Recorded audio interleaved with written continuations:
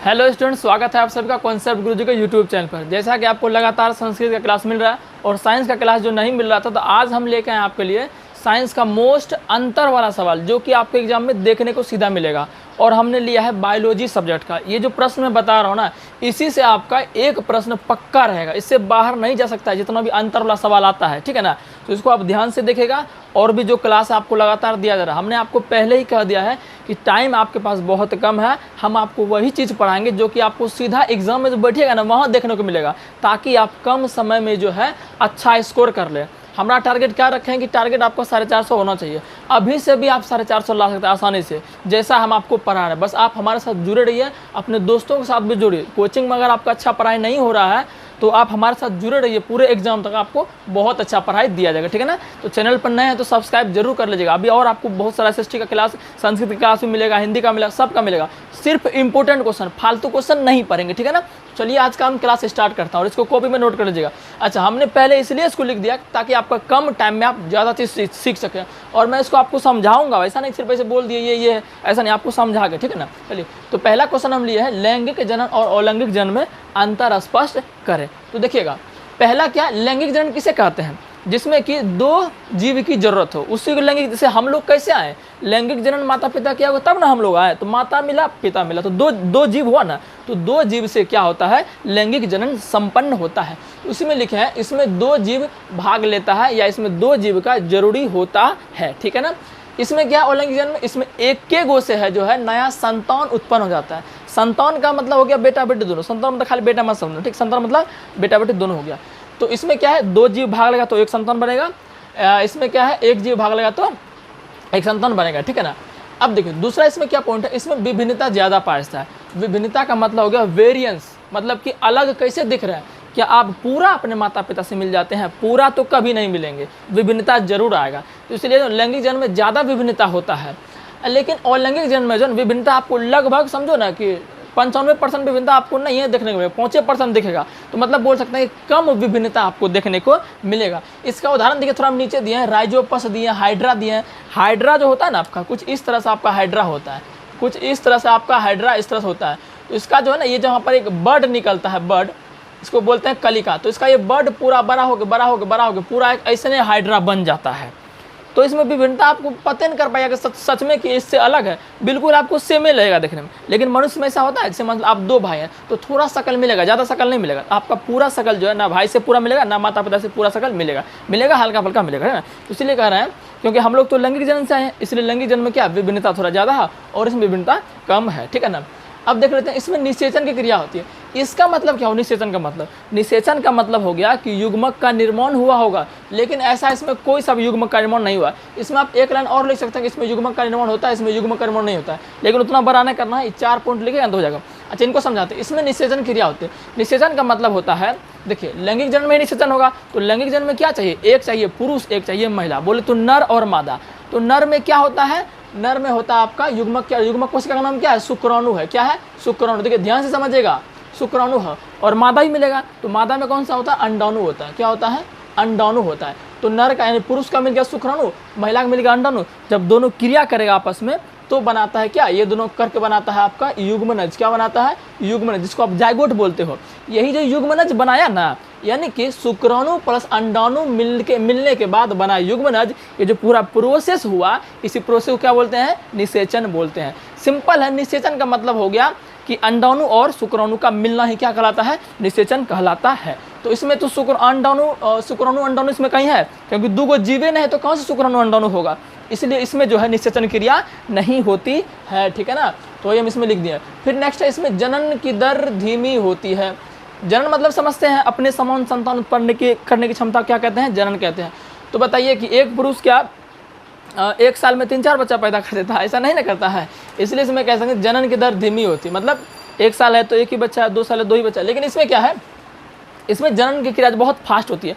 जैसे मतलब Rhizopus hydra जो है, ये एक बार में लगभग बोल सकते हैं कि अपना जैसा बहुत बीजांड जो है, मतलब अपना जरा बहुत राइजोपस जो है उत्पन्न कर देता है। हाइड्रा का भी सेम यही कंडीशन है। तो इसमें क्या है, जो प्रजनन की दर थोड़ा सा फास्ट होता है, लेकिन हमरे में क्या है आप लोग को ये खुद भी पता है, इसमें क्या होगा, धीमी होगा। तो ये आपका पहला क्वेश्चन था। देखिए हमने पूरा आपको समझाया भी, ऐसा नहीं कि जो हमने लिख दिया ऐसे बोलते जाए इसमें 2 जीव भाग लेता है, इसमें 1 जीव भाग लेता है, इसमें भिन्नता पाया, ऐसा हमने सिर्फ आपको रटाया नहीं, इसको हमने पूरा रीजन भी आपको बताया ना, इसको लिख लीजिए। अब चलते हैं हम क्वेश्चन नंबर 2 की तरफ चलते हैं। देखिए क्वेश्चन नंबर 2 है आपका, रुधिर और लसिका में अंतर स्पष्ट। देखिए मैं एक बार फिर आपको बोल रहा हूँ, जो भी प्रश्न हमने लिया टोटल 4 प्रश्न, इसी चारों प्रश्न में से आपका एक प्रश्न आपके एग्जाम में पक्का देखने को मिलेगा, इसलिए जो है ना कॉपी में इसको नोट कर लो ध्यान से। चलो रुधिर लसिका में अंतर स्पष्ट करेंगे। देखो रुधिर लसिका में पहला अंतर आपको लिखना है, इसका रंग लाल होता है, ये तो बताने की जरूरत है ना, खून चीर के देख लो अपना, लाल तुम्हें दिख जाएगा, है ना। ये तो पहला तो तुम्हें ज़्यादा कुछ नहीं, तुम समझ जाओगे। दूसरा क्या होता है, यह रंगहीन द्रव होता है। लसिका क्या है, इनको बोलते हैं लिम्फ, क्या बोलते हैं, लिम्फ। यह रंगहीन द्रव होता है, कभी कभी पीला भी दिखने लगता है, तो कभी कभी से हमको कोई मतलब ना, हमेशा जो दिखे वैसा लिखना। तो किसी किसी बुक में उजला भी दे देता है ना, उजला इसलिए देता है क्योंकि इसमें जो है ना WBC का थोड़ा सा मात्रा होता है, इसलिए इसमें उजला देता है। तो आप ध्यान रखो, इसको रंगहीन ही आपको एग्जाम में लिखना है, यह रंगहीन होता है। देखिए रुधिर का मतलब क्या, खून। लसिका का मतलब थोड़ा समझिए। देखिए होता क्या है, जब खून हमारे शरीर में दौड़ता है ना, तो खून में एक नलिकाएं होती है जिनका नाम है केशिकाएं। क्या नाम होता है, केशिकाएं। तो केशिकाएं से खून जो छनाता है ना, मतलब जो ऊतक द्रव की कार्य करे, खून का वह भाग जो ऊतक द्रव की तरह कार्य करे, उसे हम क्या कहते हैं, लसिका कहते हैं, ठीक है ना। और दूसरा पॉइंट इसमें है, इसमें RBC WBC प्लेटलेट्स और प्लाज्मा भी होता है, लेकिन जो लसिका आपका है इसमें क्या होता है, आपका लिम्फोसाइट होता है। और लिम्फोसाइट के बारे में आपको जो है बहुत अच्छी तरीके से पता है कि लिम्फोसाइट क्या है, हमको रोग प्रतिरोधक क्षमता प्रदान करता है, ठीक है ना। जो शरीर में जो मान लीजिए कोरोना वायरस पहले होता था, या कोई सा भी वायरस आप समझ लो, वायरस जैसे इन्फ्लुएंजा वायरस है, तो इन्फ्लुएंजा वायरस अगर आपके शरीर में प्रवेश कर गया, तो मान लो आपको कोई रोग नहीं हुआ, इसका मतलब ये हुआ आपका लिम्फोसाइट मजबूत था, आपका लिम्फोसाइट मजबूत था, तब आपको वो इन्फ्लुएंजा वायरस या कोई सा वायरस आपको नुकसान पहुंचाया नहीं पाए। तो लिम्फोसाइट के चलते वायरस से हम बच पाते हैं, ठीक है ना। चलिए तीसरा देखिए, इसमें हीमोग्लोबिन पाया है, ये भी आपको पता होगा कि खून जो हमारा लाल होता है वो किसके वजह से, देखो किसी का अगर कोई कलर हो रहा है ना, तो उसके चलते किसी का हाथ है, जैसे कि कोई सक्सेस होता है, से हम लोग मान चलिए सक्सेस होंगे तो हमारे किसका हाथ होगा, माता पिता का हाथ हो सकता है, ऑब्वियस सी बात है। तो अगर खून का लाल होना, मान लो खून लाल हो गया, सक्सेस हो गया, इसके पीछे किसका कारण है, तो हीमोग्लोबिन कारण है। हीमोग्लोबिन एक पिगमेंट होता है, वर्णक होता है, जिसके कारण क्या होता है, खून हमारा लाल होता है। जैसे गाजर नारंगी होता है ना आपका, तो किसी कारण उसका भी वर्णक होता है, कैरोटीन के कारण, है ना। तो इसी तरह से यहाँ पर है, रक्त का लाल होना हीमोग्लोबिन का होता है। इसमें क्या है, इसमें हीमोग्लोबिन नहीं होता, इसलिए इसका क्योंकि कलर ही नहीं है इसका कोई। पानी कलर देखे है ना, पानी कोई कलर होता है, वैसा नहीं इसका कलर होता है, इसमें हीमोग्लोबिन नहीं होता है। चौथा नंबर पॉइंट है, इनमें प्रोटीन की मात्रा अधिक होती है। ऑब्वियस बात है, रुधिर में आपका प्लाज्मा होता है, प्लाज्मा में 3 प्रकार का प्रोटीन आपका पाया जाता है, फाइब्रोनोजिन, ग्लोब्यूमिन, एल्ब्यूमिन। तो इसमें प्रोटीन की मात्रा कहीं ना कहीं क्या है, ज़्यादा है, और इसमें प्रोटीन की मात्रा क्या होती है, बहुत कम होती है, ठीक है ना। तो आई होप कि ये भी समझ आ गया, ये भी समझ आ गया, ये भी समझ आ गया होगा। अब चलते हैं हम क्वेश्चन नंबर 3 की ओर। देखिए क्वेश्चन नंबर 3 जो आपका वो है, जाइलम और फ्लोएम में अंतर स्पष्ट करें। इसको ही मैं आपको बढ़िया समझाऊंगा, ऐसा नहीं सिंपल आपको रटने बोल दूंगा, ऐसा काम नहीं करेंगे, समझाएंगे आपको। देखिए जाइलम और फ्लोएम आखिर क्या है, सबसे पहले बता दो कि जाइलम और फ्लोएम जो है, एक होता है संवहनी ऊतक होता है। इस पॉइंट को आप लिख ले, ये सब आपको कोई पॉइंट नहीं बताएगा, सिंपल ये रटवा देता है, हम आपको पॉइंट ही बता रहे हैं। ये क्या होता है, संवहनी ऊतक होता है, वस्कुलर टिश्यू। और बढ़िया से लिखते हैं, क्या होता है, संवहनी ऊतक होता है। तो बोलेगा जाइलम फ्लोएम क्या है, एक प्रकार का ऊतक है, एक प्रकार क्या है, ऊतक है। बोलेगा कौन सा ऊतक है, संवहनी ऊतक है। अब सर संवहनी का मतलब क्या हुआ, संवहनी का मतलब होता है किसी चीज को ढोना, किसी चीज को ढोना एक जगह से दूसरे जगह की ओर, उसी को क्या बोलते हैं, संवहनी ऊतक बोलते हैं। तो संवहनी ऊतक का काम कौन करता है, जाइलम और फ्लोएम। अच्छा ये हम बोल रहे हैं कि जाइलम फ्लोएम में ऊतक है, लेकिन ऊतक हमरे में पाया जाता है कि पौधा में, तो ध्यान रखना है पौधा में पाया जाता है, हमरे में ढेरी ऊतक है करने के लिए, तो पौधा में जो है ना परिवहन के लिए ये जाइलम फ्लोएम होता है। अब 2 ऊतक है, दोनों परिवहन का काम कर रहा है, तो अब दोनों में सबका जो है अलग अलग काम है। तो अब इनको अंतर समझते हैं। तो जाइलम फ्लोएम आप क्या है, ये आपको समझ आता है ना। देखते हैं पहला क्या, यह निर्जीव ऊतकों से बना होता है। निर्जीव का मतलब हो गया कि ये जो है ना, इनकी जो कोशिकाएं होती है वो डेड सेल होती है, मतलब मृत कोशिका से बनी होती है। यह निर्जीव ना लिख के आप ये भी लिख सकते हैं कि जाइलम ऊतक जो है यह मृत कोशिकाओं से मिलकर बना होता है, या आप यही लिख लो। निर्जीव का तो मतलब भी वैसे होता है, मरा हुआ है ना। इसमें यह सजीव ऊतक से बना होता है ना, इसका उल्टा ही लिखना, बस सिंपल है ये। इसमें क्या लिखना है, यह पौधों में जल खनिज लवण का परिवहन करता है। अब देखो बात आएगा ना, हम पहले ही बोल देते हैं कि जाइलम और फ्लोएम का काम है किसी चीज़ का परिवहन करना, संवहन करना, परिसंचरण करना, एक ही बोल। तो किसका परिवहन करेगा, तो जाइलम जो से जाइलम जो से जल, जो से जाइलम जो से जल, तो जाइलम करेगा पौधों में जल का परिवहन। कौन करेगा? जल का परिवहन कौन करेगा? जाइलम करेगा। तो वही लिखे हैं, यह कहाँ गया? यह पौधों में जल और खनिज लवण। खनिज लवण का मतलब ये हो गया कि अब देखो हमें भी खनिज लवण की आवश्यकता होती है, पौधों को भी आवश्यकता होती है सही से उनको वृद्धि करने के लिए। तो पौधों का जो खनिज होता है वो उसके जड़ के नीचे होता है, जैसे फॉस्फोरस हो गया, नाइट्रोजन हो गया, पोटेशियम हो गया, ये सब उसके क्या है? खनिज लवण है। तो इनका जो है ना घुलित रूप जल में घुलता ही है। क्या होता है? जल में घुलता है। तो इनका जो परिवहन है अब पौधों के सभी अंगों तक चाहिए, जैसे पत्ते को भी चाहिए, तने को भी चाहिए ना, उसके शीर्ष को भी चाहिए। तो कौन ले जाता है ये सबको पास? कौन पहुंचाता है? हमारा जाइलम ही पहुंचाता है। यानी कि जल को भी ट्रांसफर करेगा पौधों के पास और हमारा किसको करेगा? घुलित खनिज लवण को भी करेगा। ठीक है ना। अब जब ये जल को कर दिया तो पौधों को भी भोजन का जरूरी है। अब पौधों को भोजन की जरूरी है तो पौधों को सभी अंग का भोजन का जरूरी है, तनों को भी जरूरी है, जड़ को भी जरूरी है, पत्ता को भी जरूरी है। तो वो कौन करेगा? हमारा फ्लोएम कर देता है। कौन कर देता है? फ्लोएम कर देता है पौधों का। पौधों में जल, देखो लिख दिया ना, भोजन का परिवहन। भोजन या खाद्य पदार्थ कभी कभी लिखा रहेगा ना, एक ही बात हुआ। अब इसमें लिखा है यह एक दिशीय स्थानांतरण होता है। इसका मतलब क्या होगा? देखिए एक दिशीय का मतलब हो गया एक दिशा। एक दिशा का मतलब क्या हुआ? एक दिशा। मतलब जो जाइलम जो काम करता है ना वो एक दिशा में ही काम करता है। इसके कहने का मतलब ये होगा। अब एक दिशा में क्या होगा? अब बताइए, जाइलम का काम हमने बताया कि जल का परिवहन करता है। किसका परिवहन करता है? जल का करता है। तो जल तो कहाँ रहता है पौधा का? ऑब्वियस बात है, जड़ में रहता है। ऐसा थोड़ा कि तना में पहले से जल वहाँ जमा है। तो पौधों का जो जल रहता है वो जड़ के अंदर यानी मिट्टी के अंदर रहता है। तो कहाँ से जल लेगा? जड़ के द्वारा जल लेगा।